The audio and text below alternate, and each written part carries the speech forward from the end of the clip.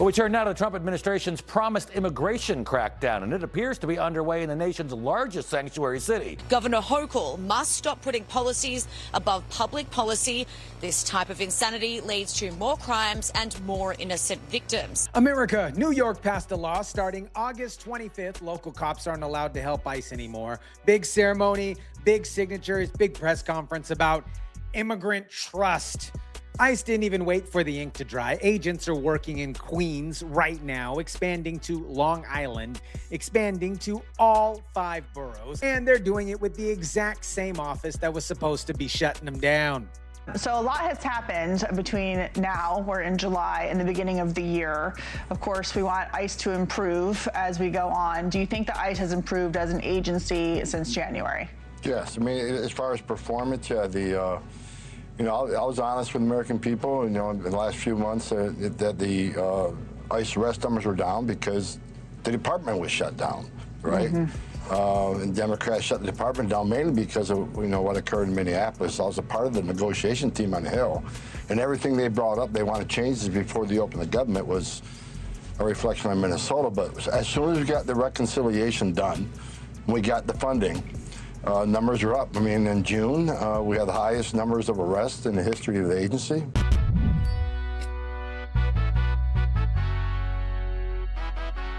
What is up, guys? Tyson Dela Cruz here. Thank you so much for rocking with me. New York, New York, New York City. New York's new sanctuary law kicks in August 25th, 2026.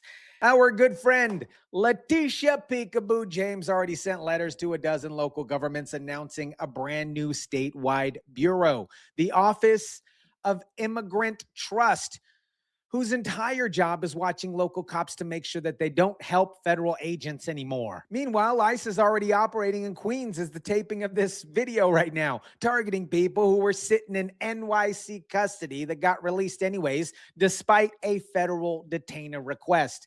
These aren't random sweeps. These are specific names, specific files, people the city already had in a cell and chose to let them walk back into New York. Long Island is next, then the rest of the boroughs. You guys, I've watched businesses try to open up prior to their permit actually getting cleared. And the city inspectors show up before the doors were even open. New York is about to learn what it feels like from the other side, except it's not a food truck here. It's not a taco shop. It is federal agents.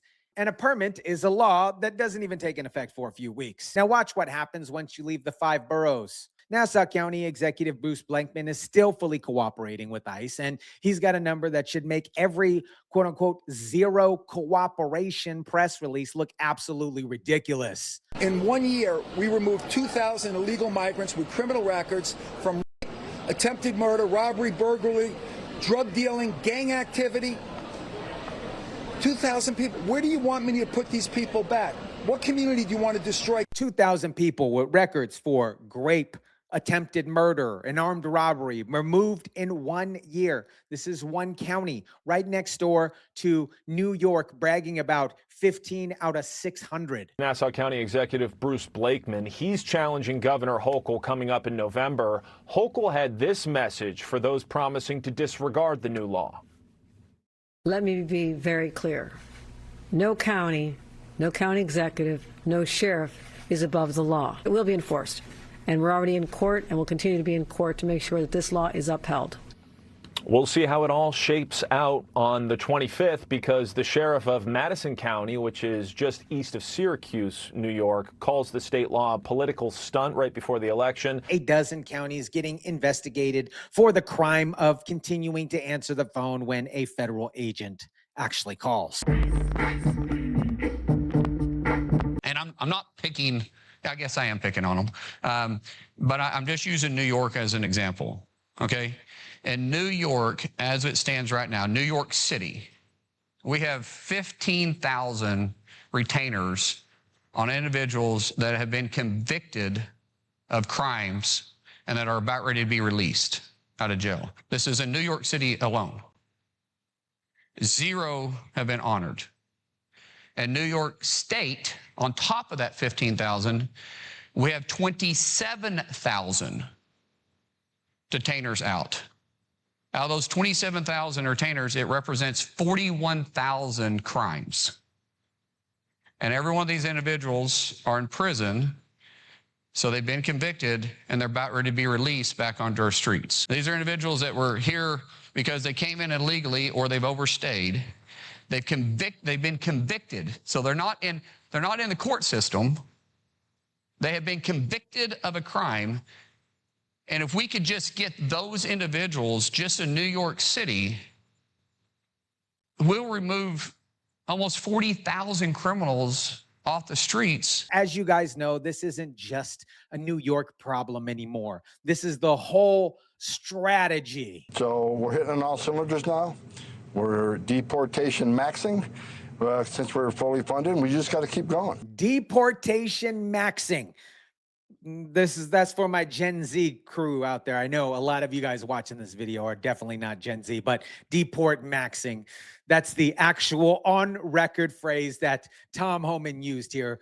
It's going to be a shirt for sure. It's not a slogan that somebody wrote on a bumper sticker just yet, because they might be coming out. Highest arrest numbers in the agent's history here. That's what we're talking about. Deportation maxing in June and July, already tracking ahead of all of that. Here's how the actual strategy works, and it's simpler than a press conference makes it sound. When a sanctuary city won't hand anybody directly over in a jail cell to ICE, agents, they got to go up on the street, okay? They don't just give up and go home. They got to wait for the release, and then they got to find that same person. They got to find where they live, where they work. They got to go on the street. It takes more agents. It takes more manpower. It takes more time. So the response isn't fewer agents in New York City. It's actually more of them flooding every single borough all at once, because the city, my friends, made the easy version of the job illegal. So the agency just had to switch up to the hard version to scale up. Mayor Zorhan Mamdani confirmed the mechanism himself on camera,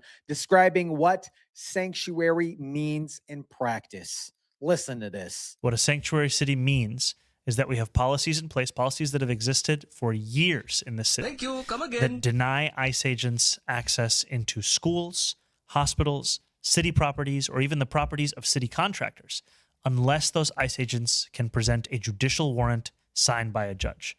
We know that the vast majority of the time, ICE agents are not presenting that kind of documentation. If they're presenting any documentation, it tends to be an administrative warrant, and oftentimes there isn't any documentation even provided. So agents have to adapt by working the exact same targets outside the city property instead, which is precisely what's happening in Queens at the time of this recording, weeks before the law that was supposed to stop it even goes into effect in August. And we got to talk about what it costs you and me and the residents of New York City. Every one of those 15 transferred out of the 600 detainers means 585 people got released back into the city, back into the same neighborhoods, and they have to get located. They got to get tracked, and they got to get rearrested separately at your expense, New York, with more agents, more overtime, and more manpower than just walking into a jail cell and having them being handed over. That's not compassion. That is paying twice for a job that used to cost once. America, they built an entire office just to police cooperation with ICE. How absolutely ridiculous is that? Next door to New York City, one county executive alone pulled 2,000 criminals off the streets in the same stretch of time. You can pass a law that takes effect on August 25th, but you can't pass a law that makes the 24th retroactively matter. Let me know what you think about this. Drop it in the comment section down below. Smash the like button if you kindly would. Share, subscribe, and as always, guys, I'll catch you on the next one.